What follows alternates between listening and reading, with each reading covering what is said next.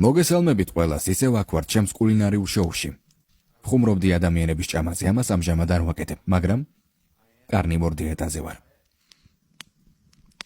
მოდით მოვამზადოთ ეს უგემრიელესი ირმის სტეიკები.